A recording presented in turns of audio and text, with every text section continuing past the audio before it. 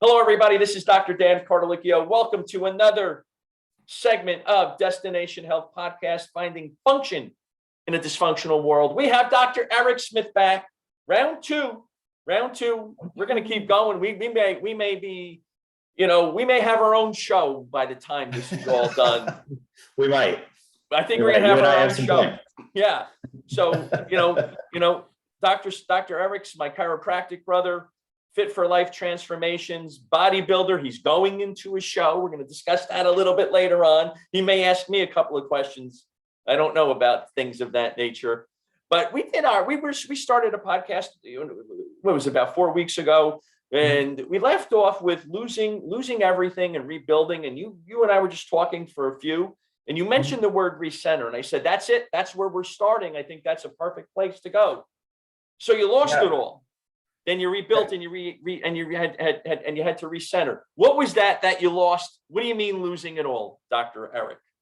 Yeah. So realistically, and kind of those that did watch the last podcast, thank you for coming back and watching the second part of this, because this is where we're really going to get into some action steps and things to talk about for you to grow, for you to get centered, for you to start working on your real vision of what you truly want for your life. So you are driving your life and not sitting in the back seat, feeling like a victim and just along for the ride, because we get one of these and it's time to make it yours. And I want you to have the pen in your book of life and you're writing it, not letting somebody else do it. So just so, as you said, so I appreciate you having me again, Doc, and to continue this as we're all good, brother. This podcast, but more of a friendship as well of understanding each other and similar goals. So when for those that you watched last time, I'm just going to build off that. But for those that you didn't, pretty much long story short is I was a chiropractor in downtown Sears Tower in Chicago, called Willis now. And so I've had kind of a career doing some bodybuilding in terms of men's physique, and I was doing very happy. Graduated chiropractic school now 10 years ago, but I bought my practice after like the first year and a half, 2 years of being out of school. So I had it, things were growing, lots of different things, but realistically, over the last few years, what's really challenged me, and when, as Dr. Dan said, like, what do you mean by you lost it all? So here are the bigger things that I lost, and it's going to come down to one big thing that was the accumulation of that. But so COVID kind of knocked out my practice, because the majority of my patients, like 90% of them, all lived in the burbs, but then worked downtown. Mm-hmm. So like when nobody was going to go on high rises, like nobody could be 6 feet from each other. So how the hell are you going to go up 80 some floors? It just didn't make any sense. Public transit was shut down. There's civil unrest in Chicago, lots of that. Just the world was just kind of in shambles. And as other chiropractors in the burbs did pretty well, they got my patients, and it really kind of had me like wondering, like, what do I really want to do and all that. So with that being said, it was kind of a weird season, lots of stress going on. And I also was like, the shows and kind of bodybuilding was kind of up in the air. Yep. I didn't know if I really want to kind of continue to do that.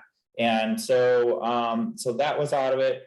But during that time too, and prior to going into COVID, my mom had lung cancer and metastasized to her brain. Mm-hmm. So she ended up passing away. So I lost my mom, or pretty much COVID happened, lost my mom, COVID continued through, end up losing my practice because of the cost. It was smarter to shut it down. And then that next season, that next holiday season, because I lost my mom around Thanksgiving, and I lost my dad the next Christmas. So I lost two parents, my practice, as well as lost my rhythm of what I was even doing, because I didn't have my practice. I wasn't working out the way it was way off my center. And then also, I went and I was dating a woman outside of Chicago, wanted to, she's more in Wisconsin, so I wanted to get away a little bit and also do that. And long story short, she just preferred a different, to see somebody else was kind of cheating on me. That's the short of it. So, she had an alternative lifestyle, in other words. That's for sure. Had an alternative lifestyle. Yeah, I am very monogamous. I'm just one, just one person. And so, so she wanted other things going and other people. So I was not about that. So it really kind of hit me hard, because now I'm in Wisconsin. I'm away from any of my friends. We're all really separated as people. I lost both my parents, which were a lot of my why in terms of growth. So if anybody studies like Enneagram, I'm an Enneagram type 3. So I do a lot, and I put a lot of my goals and my value in what people have seen in me, or what they typically do is reward me for what I've done, not so much for who I am. So I've created an identity and identity in that. So as I lost pretty much everything that I worked really hard to be and who I was and my identity, I was just pretty much a lump of clay that didn't know what I wanted to do. So that's kind of what I mean by losing it all. And that was the biggest thing, is I've lost my identity. So when people are like, what do you do? Because people would say, oh, you're the doc in Sears Tower. I'm like, no, I'm not anymore. Oh, when are you competing again? I don't know. I just didn't have any answers. And I felt in my mind that I have to associate my successes to be the identity, versus a lot of people are just trying to get to know me as a person. But my way to explain who I was is what I've done. So, or what I've accomplished, I should say. So with all that kind of being taken away, it was like, what do I want to do? And I had ideas, but I was very paralyzed by my emotions and what I was doing. I felt like a huge failure. So, scarcity mindset, growth mindset, right? So definitely went to scarcity mindset of like, protect. Everything I have currently still is going to be attacked. People are coming for it. I need to do everything, shields up, like, don't trust anybody, be careful. I'm hurt. I'm the wounded person. You are a wounded soldier at that point, right? Yeah. So it's kind of like being relatively kind of back in the corner of a proverbial corner, because that's where I put myself in, as this box of that whatever I had, I'm going to be attacked, and I got to fight for what I have and try to like just figure out how to come out of that. So I lost my why, which was a big thing, and like understanding what I was going to do. I'm a single guy, I don't have any children. And so like, what's the whole point of me doing anything going forward? Like, who cares? And so I do have siblings, which I love to death, and they've been supportive and such like that. But I lost a lot of my patients too. All my patients were like my family, and my employees were my family. So they were gone. I felt like I let a lot of people down in my mind, and after like actually listening to what they were saying, is like, Doc, you didn't make COVID happen. You did the best you could, and you're an amazing doctor for what we had, and be thankful like in the moment for what was available, instead of feeling like I was like less, or that I failed them or hurt them, or what have you, as well as like making sure that I reappropriated my time and energy back to taking care of me. And I think that's what we're going to get to next, is like recentering. So recentering, like, what can I do? I've hurt you. How can I give? And I wasn't giving to the person that needed it the most, which was me. Thank you for being vulnerable and telling us about your life, because out of that vulnerability is the strength to come back. It's kind of the, I don't know if I want to use the term juice of life, but it'll test your mettle on what you can do, because you'll go from the scarcity mindset to that growth mindset. You lost your why. I'm going to gain my why back, and I'm going to recenter myself. So thank you for going through that, because a lot of our chiropractic brothers and sisters, they were in financial despair. They owed a lot of money, right? You owed a lot of money too, didn't you? Yeah. I bought a $500,000 practice in Sears Tower coming out of school. I mean, right. Think about dating that. Hey girl, you want to date? $750,000. It'll be fine. We'll do this.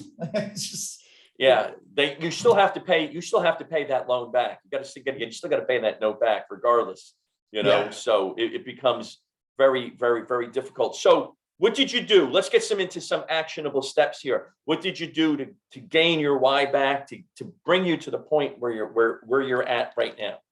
Yeah. So it got to a point where it was kind of really bad. I mean, I had mentioned in the other podcast, it got to a point where I was really, really low, wondering if it even mattered, if like whatever, considered really kind of just harming myself or just being done with life. And so, but one day it went that far. It went that far. Wow. Yeah, it really did. I mean, I don't like to talk about it too much, but it's the truth of the matter, is that is real, and it crosses people's mind. It doesn't mean that you're a bad person. It just means like you need to recognize that. And what happened with me is I just woke up one day and thought about that. I'm like, what am I doing? Like I learned something that as I had the most, I was thinking back to when I had nothing.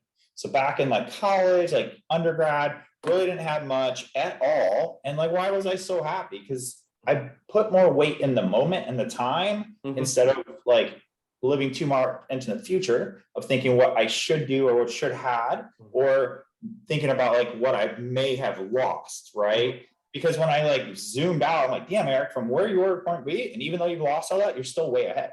You gained all this experience, you've gained this knowledge, you've gained this, and this. And now like literally one of the biggest things that was keeping me in Chicago was the weight of the practice is actually gone. So where do you want to be? Like, what do you want to do? So I used the tool and kind of the idea of like, what does that even look like? And kind of recentering, I thought about, okay, what has made you successful? Because over this time that you owned a practice, built a practice, doubled the practice, lived in a place where you knew one person that had grown so much, what did you do? And so the biggest things I did is like own my morning. So I get up, positive affirmations, no bull crap, getting on social media, doing Just all going, that. right. Forget about that stuff, right? Yeah, no diving in the garbage bin first in the morning, you know what I mean? Like take care of yourself, getting some movement, putting in positive stuff. And some people do that with affirmations, stretching, meditation, but I typically walked and just took in the fresh air, breathe. Sometimes it froze my lungs in Chicago, but you know, that's okay. It made you feel good about yourself. Made me feel good because I felt accomplished. I did something for me, which I wasn't doing for the longest time. And Right, again, sure. when I lost everything, I wasn't, because I felt like I needed to do things for people, because that was giving me a short-term satisfaction, which which was not good, because in that I did hook hopefully like, hey, tell me thank you. You know, I need something back, which is not how you give at all. So realistically, what I did is I just wrote out like, hey, what does it look like when I die? Who's going to be next to my deathbed? Who matters? Like, what even matters at that point? And so let's go back a little bit further than that. When do I want to retire? So you take this thing and like, what year is that? And you write that down. Who's around you? Where are you? What matters? And is it money? Is it like things like that, or being in love? Like what really matters? And you're going to start reverse engineering that. Go 10 years before that, and keep going back until you're 10 years out, 5 years out, 3 years out, 2 years out, 1 year out. Okay. So I did all that and just basically said, okay, this is what I want. So now I know my why, my goals, and like, why do I want that was kind of established, because you'll see a trend of what's really important. And the important things for me is like making an impact, which is why I'm so thankful for you having me on this. Is like, if one person hears this and it changes their life. Let me tell you something, you know, coming from the valley of despair of what you're talking about, we've all been there, bar none. And in order to get motivated, educated, inspired to bring somebody out of the doldrums of what they're going through, when you and I were talking about doing a podcast together, and we said we have to do this in order to touch somebody's heart and soul, their mind, in order for them to go from this point to this point, because you and I have been through these types of things in our life. And as you go on with life, for everybody listening, it does happen. Even to the best of us, it does happen, because nobody plans for this, but you used your imagination. Yeah. You wrote down your goals. What matters in your life. You looked at it. You examined your life, right? A life worth, living is worth being, examining it. So you did this in order to start the process to go forward. What else did you do? Yeah. So once from there, I just made action steps. Like, what is it going to take for me to do that? What is it going to take me to be where I want to be? And luckily, I've always kind of kept a journal of ideas and things like that over the years. So I just referred back to where I really kind of had goals of where I want to be at a certain year. And pretty much at a certain point, my goals were to have the practice sold, which let's just say it got sold. And then I want to be, well, kind of. I understand. Yeah, sold for a fire sale, you know what I mean? Like real cheap price. It was like, what mattered to me? It's like, I want to live in a warm place. I want to start impacting people's lives. I want to have more freedom to travel, because I grew up like, my dad never graduated high school. I lived in a trailer for 6 years, which no problem with that. But we didn't have a lot of money. Like my mom had to think about whether or not I could get a Snickers bar at the store. So I get it. Yeah. So it was like, okay, what really matters and what do I want? So it's like, I want to live somewhere warm. I want to be able to travel. I want to do all these other things, and then be the best authentic self, be my best version of me at the time, and understand that nothing needs to be perfect, and live more in the moment. Because if anything, all that taught me is I thought I had all this stuff and put a lot of weight in it, and it could be taken away like that. So those of you that listen that have had like a parent or a friend or family just die, or get, a big diagnosis, or even yourself, like something changed, it taught me really to like live in the moment and enjoy today and be present, instead of worrying so much about everything in the past that you can't change and things that might not, most likely will not happen in the future. But if you're robbing the now, you're going to manifest it as well. So I'd rather manifest like, hey, I want to have another podcast with Dan. You know what? I just want to call Dan, see how he's doing today. Just like, what's up? And just connect with people and do that. And then listen a lot more instead of talking, because you'll learn a lot more when you listen. You can't talk and listen. It doesn't work that way. It really doesn't. So I started working on that, and then just say, okay, well, I'm going to leave Wisconsin. I'm going to go to Florida and just pull the trigger on it and said, no matter what, I have to rebuild. So I'm going to do it in a place where I feel like it's fertile ground, and give myself really a main plan A with very little plan B, because the plan A was literally just growth. And these are the steps I was going to do. And did I know if they were right or wrong? You never know. You just have to do it. Right. And then you learn. I love that, because, Arnold talks all the time about plan A and plan B, right?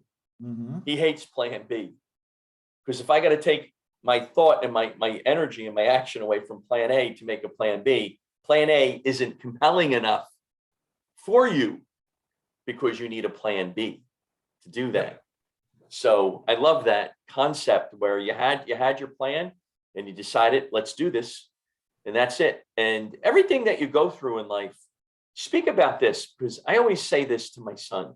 Everything that you go through in life, leads you to a point where you can deal with situations more, because it's like life throws something at you and you sit there and you go, that's all you got.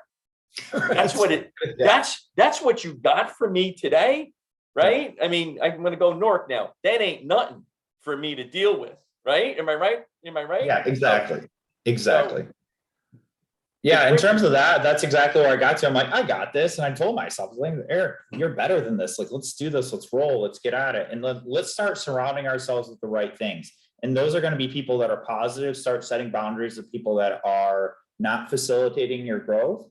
Not telling them and thinking that boundaries are bad, because boundaries are really, really good, especially they're good detractors. So you have to have people that are amplifiers in your life, and then you also have a bunch of people that are detractors. So make sure that you're not feeding so much of the detractors, but you're spending more time in the amplifiers. So those are people that are going to be supportive no matter what you do, like you for who you are, not what you accomplish. Not asking you specifically on what you've accomplished or what you've done in terms of your values in it, but more or less making sure you're progressing. Yeah. So and understanding, connecting that. Yeah. And above all, I would say some of the biggest things I did is start investing more to learn myself. Like, why did I think this way?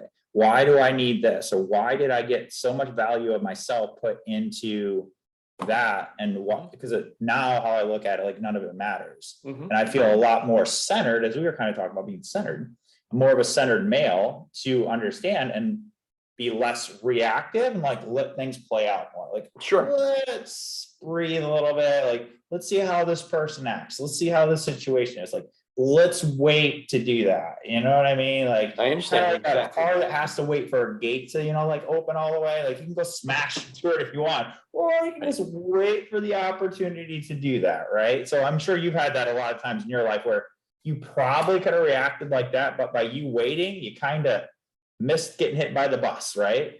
Yeah, that's what experience brings, and that's what the gray hair on the top brings, right? is that wisdom I think you're talking about right now, where you're looking at something and you're saying, I don't think I'm saying no here. I don't want to be involved in this situation.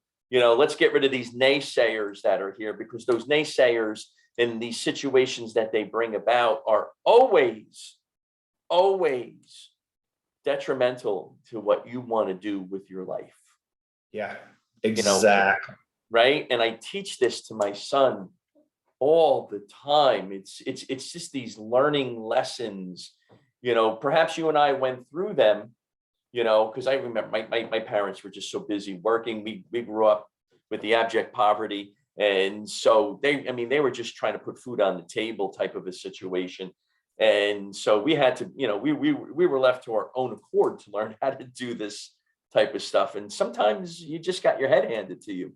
Sometimes life hit you in the chin and you had to take it on the chin more than you wanted to, which was always a lot of fun. No, it wasn't fun. So, I love that you recentered yourself and you said, you know what, Eric, it's time to pull up the bootstraps and let's figure your stuff out, right? I don't think I could say that word because it's one of the 7 words you can't say, right? You gotta figure your stuff out, and you decided to move down to Florida.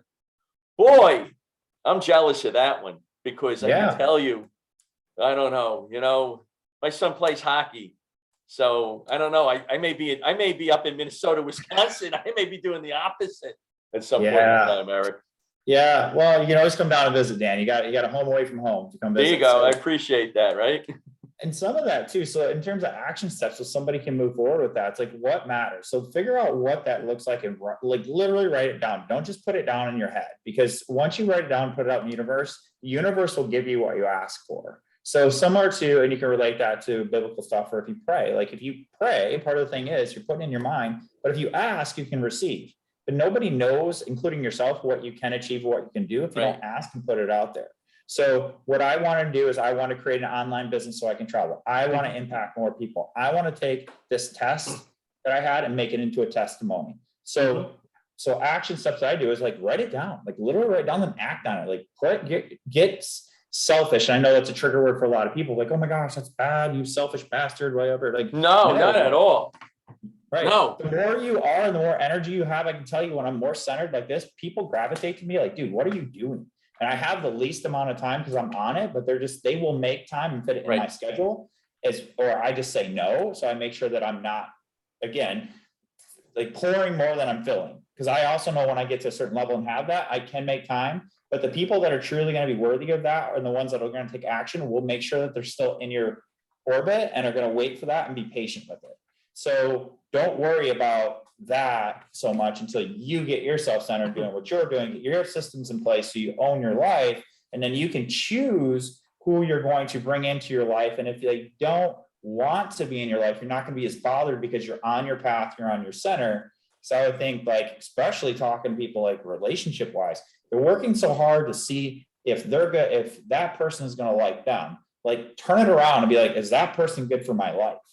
And that absolutely not only your like personal relationship, but your business relationships. So absolutely that deal they want you to get into, is that good for your life? Does it in your moral compass? Is it even what you're interested in? Does it make any sense for you outside of just the paper? So same thing with like dating. Does this person have the same type of like beliefs and morals and things like that? What is it? Right. Are you congruent in that where you're not so far off, and as you're saying this, I put together a 90-day plan.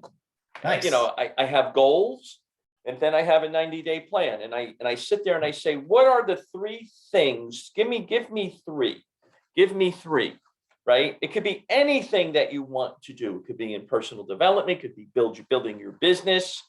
What is it that you want to do? And so I'm about to go into my 90-day plan. I'm not too sure what I'm going to do. I have my goals. Which one am I going to look at? I'm going to look at personal development. I'm going to look at business and finances. I'm going to look at relationships. I'm looking at all of that right now. This is what I'm doing, and I'm looking at the different projects that I'm going to do, and then I break it down. Nice. And I go back and I'll say, well, this is what I want to do. Something as simple as I want to write a blog for my business, and I want to do it how many times a month? Let's say twice a month to start off with. Something simple. What do I want to communicate to the world? How do I want to serve humankind? What do I want to do? How am I going to do this? So, okay, so it's Sunday night, I'm going to write my blog, and then Tuesday, I'm going to release it. What do I want to write about? Let me write down the different topics that I want to write about. Do I want to write about functional medicine? Do I want to write about chiropractic? Do I want to write about something personal that I'm going through and what I learned about life? And I think that's great that you write it down. And I think it's great that you have those goals and that you went back in time and you said, listen, what is it that I want? What matters? Writing it down does have a tendency to make it actionable, right? I mean, it's kind of like an agreement with yourself, and I kind of like to, at least if I say I want an action step, I don't know if you do this, but I kind of like to then, all right, I want to lose 20 pounds. You can write it down.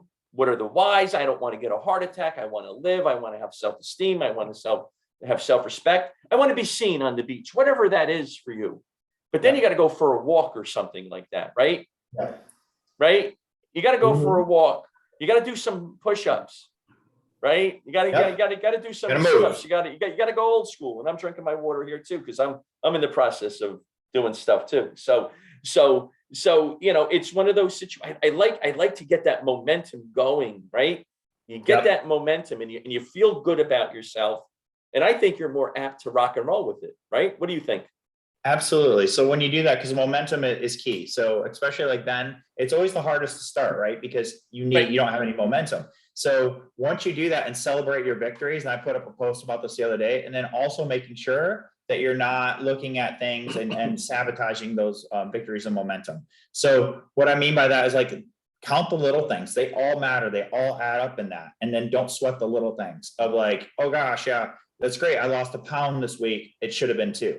Oh, that's horrible. That's going to kill your momentum. Celebrate the little things to keep the celebration going, keep working at positivity and stay out of like what's right. You can't change. And then that expectation, just kind of reset that too, but make sure you're still on plan. And if you're not, that just should flag you like, cool, I still learned this positive thing to your head. And then what changes do I need to make it better or whatever, do that and just, and such. So I love that you have a plan. And now it's like creating action steps to do it and then putting that in your calendar and making sure you are doing them things and holding you accountable. So that's how I transition, because now I'm more of a coach where I do have, and I can cut you a meal plan. I can cut you a workout and all of that. All that's great, but it doesn't matter if you don't hold yourself accountable, if you don't have the right mindset, if you're not understanding the metrics of what you really should be putting yourself at for everything going on in your life, recognizing other things that affect your weight loss and health changes. As you know, as a chiropractor, we think eat well, move well, think well. Well, you come in, we help you move well. Absolutely. Your nutrition. Absolutely. Dr. Dan, how we treat is we want to talk to you and get to know you as a patient, because then we know what's going on in your life. So we'll understand why you have subluxations and what this pattern is and what that is, and making sure that we're working through all of that so we can make you more aware of what we learned as doctors that's really affecting your body.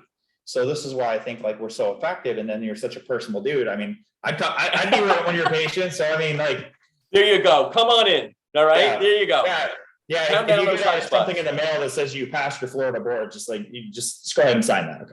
Okay. Let me tell you something. In my day, I think you had to go when you wanted to practice in Florida, you had to go to, I think you had to go to Florida and you had to work for like a year for no money or something like that. You had to do this extern type shit. It was tough in Florida to get a license back in those days, because I've been practicing for, well, we'll discuss that another day, for a long time. So, back in the 80s, you had to go back, and in the 90s, I think you had to do some type of externship. So you mentioned something, coach, because you help people out. You help them get recentered. It's important to have a coach for this, right? Because you got the knowledge. Not only do you have the knowledge, you have the experience. Because it's not like going to the cardiologist and telling them, you got to stop smoking and you're losing weight and you need to lose weight because your triglycerides are high, and they're sitting behind their desk and you can clearly say that they're 50 pounds overweight and they got the ashtray on their desk, and you know that they're not working out, right? Because I think when people go through life transformations, like your Fit for Life transformations, that's your business. You go through the transformation. I think you're more dangerous in such a good way as a coach, because you can sit there and no matter what you're telling me, I can say to you, you know what? You're not doing your workouts and you're not doing this. I know it because I went through it. Let me help you out. Do you find that true when you're dealing with individuals? All the time. Yeah. I mean, a lot of people are so focused on the scale and all that, but how I do check-ins, there's a lot of non-scale victories, really spending time like we're talking today to get to know my clients, because you're going to get more one-on-one stuff with me or one of my coaches as I'm growing and scaling. That's a big news here. I've brought on coaches, but you still get me if you want. And it's making sure that we're connecting to you to understand what's what, so we can do the other things. Because working out and calories and all the body like that, it's typically calories in, calories out is all like numbers and playing that. But the variability is all this large equation of life are stress, sleep, all these other things that people don't really equate to.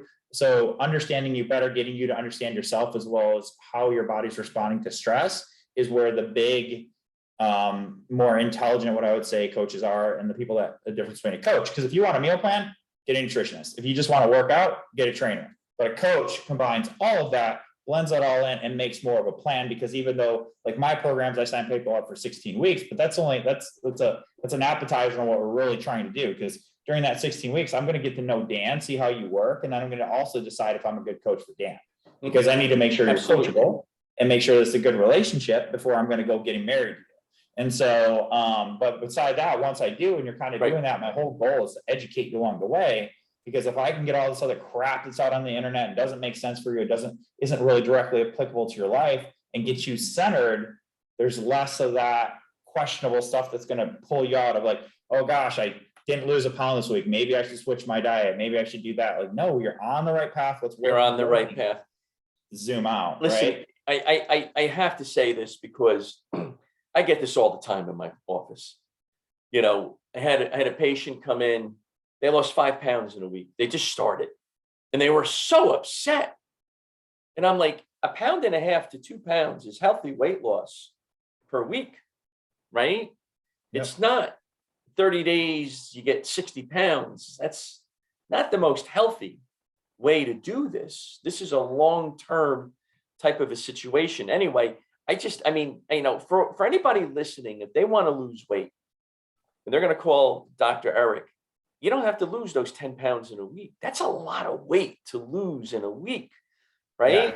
Because what happens when he gives you your workouts now and you start gaining weight because you're gaining lean muscle mass, you're a better fat burning machine at that point. Lean muscle mass is up, percent body fat is down, you're a better fat burning machine. We're on the same page, right? So at this point in time, everybody calm down with this stuff that they gotta, you know, I had a patient that I only lost 4 pounds this week. I'm depressed. What do you mean you're depressed? You know, I'm like, are you kidding me? You know, yeah. But that's the way people are. But don't get so depressed about that. I was joking with a client the other day because whenever you get on the scale, there's 3 outcomes, right? There's going to be 1, you're going to like what it did, and you're going to be very happy. And then the other 2, which is 66% of the time, roughly, if not more, you lost some weight or you're moving the way you want. It's just not enough. So you just count that as I didn't do it good enough. It's not good enough.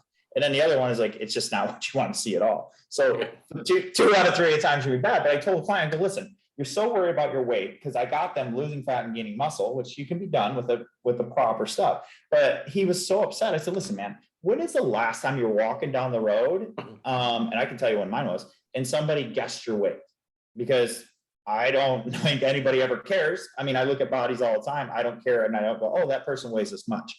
The last time I was probably was in, I don't know, 1980 something, when I was at Cedar Point in Sandusky, Ohio, which is a big amusement thing. And people got paid literally to put people on the scale, which blows my mind. Right. To win a $3 toy. So, but somebody got paid to literally like take a job of guessing people's weight. Like in today's society, like it seems crazy.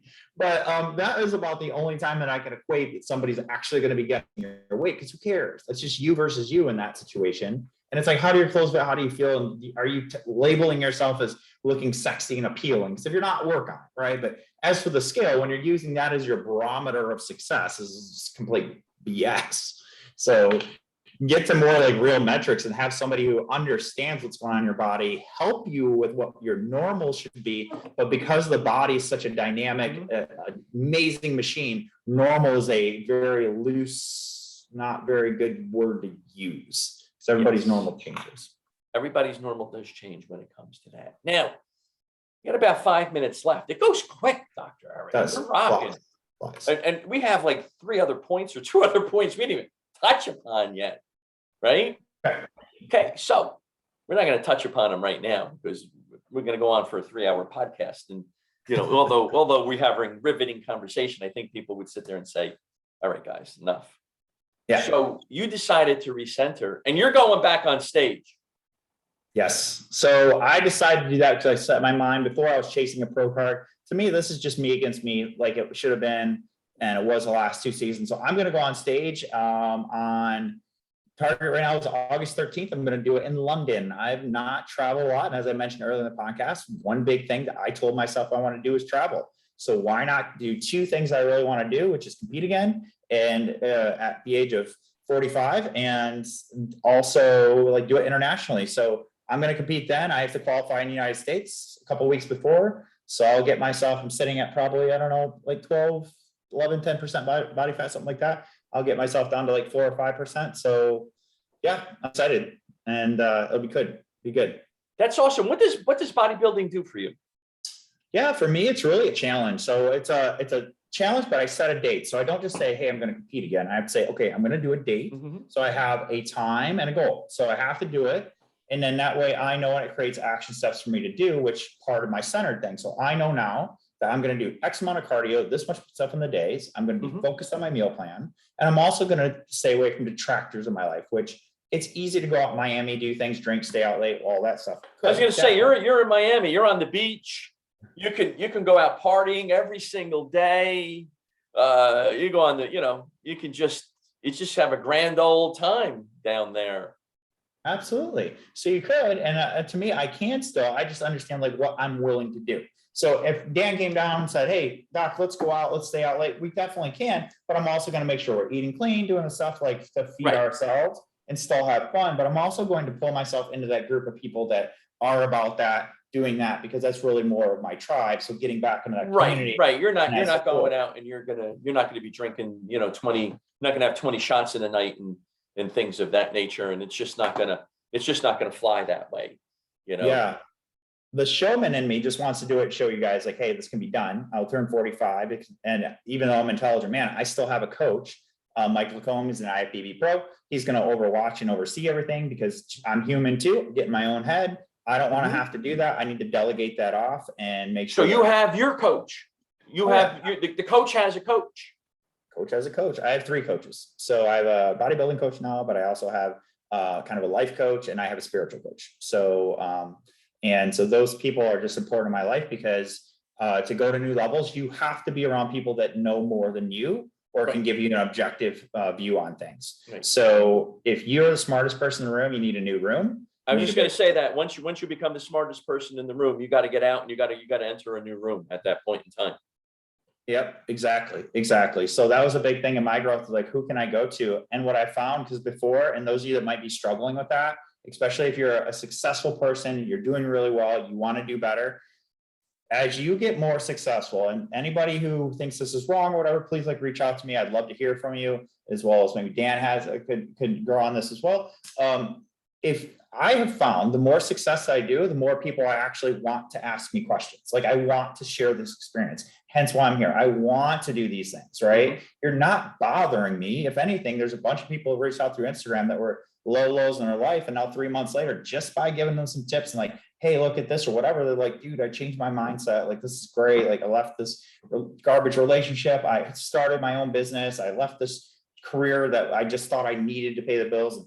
Yeah. So just realistically, like surround yourself, get yourself coaches, get yourself people who are better, because your life is going no matter what. Time is ticking. So investing a little bit of money or time into that so you can get to where you want to be quicker is similar to like I had a person the other day that was like, yeah, I don't know if I need a coach. I think I just need a meal plan. I said, listen, man. So it's like this with me. So you live in Florida. Do you want to get to California? Cool, you do. So I can either, you can go the cheaper route. I just tell you, go west. Here's just a straight meal plan for you, boring. Or I can literally be the GPS for you, a high-end GPS. You just got to like execute and do, keep the car on the road. And I'm going to tell you exactly where to turn. We're going to get there quicker. You're going to enjoy your life better. You're going to enjoy the ride. If not, you might be lost in North Dakota. So, and it's cold in North Dakota. I like the warm weather. Exactly. And he was like, that makes complete sense. So how much is your time worth and how much quicker do you want to get to your goal? And that's where bringing successful people like me or, working with Dr. Dan to fix your health things. That's exactly why we do it. It's like, it's up to you. You can learn there's lots of free information out there, but we can take it to you, apply it and make sure you're getting bring it exponentially where you take our recommendations, it goes. It's never a straight line up. It's always that undulating curve, but you're going to go up. You're going to go up if you're dealing with Dr. Eric and I. There's no doubt about that. As long as you're taking our recommendations, and we'll make sure we get you to the right people, regardless of what's going on, to help you out to help you out. So, Dr. Absolutely. Eric, where can people find you? Yeah, so the best way to do it is just getting a hold of me through fitforlifetransformations.com. So the website will get you directly to me. There's actually a little chat widget on there that goes directly to my assistant, and a lot of times it'll go to me as well, depending on what's what, but you can get a hold of me through there. I'm more active on Instagram and also Facebook as well. So if you want to find me at Fit for Life Doc on Instagram, that is a great way to do that. Follow me directly as a person. And if you want to chat with me, like, let's do it. Let's talk. I'm never too busy to help people, and that's really what I enjoy. Never been too busy to serve humankind. Never. Yeah. So what we're going to do, people that are watching this, so I'm going to get ready for the show, and Dr. Dan's got some stuff coming up that we'll support him too. So as I do this in transition, you guys can start rolling with me, and then we're just going to support Dr. Dan as he does his things, and really see us all crush it this year and make 2022 one of the best years we all. Yeah, you know what, guys? I think I've said this once or twice before. You know, I'm hitting a show. It looks like in November. I got to check my son's hockey schedule. I'm going for it, and I've been training some, and you know, I'm further out than Eric is, but then I'm 60 years old. Eric, do they have a 60-year-old division, or is it all just one Masters division? They do. No, they do. They have a 60-year-old. What do they call it? Like the Gray Fox? They had it. Yeah. Do they call it like the Gray, silver Fox edition or something like that? So those classes were the most inspiring because you have taken care of and worked through different things of stress and waves of your life to still be up there investing in your health and doing that. That inspired everybody, because the rest of it is a bunch of tan bodies that are all fit, and that's great. But consistency, right? That's what we all admire. Somebody that can be consistent, take care of themselves, and still have the guts to go forward with what they want. And that's what you're doing, Dr. Dan. So I'm going for it. I'm going for it. Within the year, I will be on stage, and I'll let you know when and where. You know, maybe I'll just go to the local place down the street and start there and go. But you got to start somewhere. So I'm pumped. I'm pumped today after our podcast. I'm working out, so I'm ready. I'm ready to rock and roll, and I'm ready to go. So it's going to be a great thing. So. Well, everybody, fitforlifetransformations.com. Go in, see Dr. Eric. We recommend him 100%. I was going to say 1,000%, but you can't go any more than 100%. So exactly. Give him a call, Dr. Eric. We got other stuff we're going to talk about. We're going to schedule up again in another 4 to 6 weeks. We got more to talk about. Want to thank you very much for coming on, being vulnerable, sharing your experiences, because I'm motivated listening to you in addition to, when I'm doing the podcast. So everybody, thank you very much for listening today. Live your best lives. Thank you, Dr. Eric. Thank you. Let's go, guys.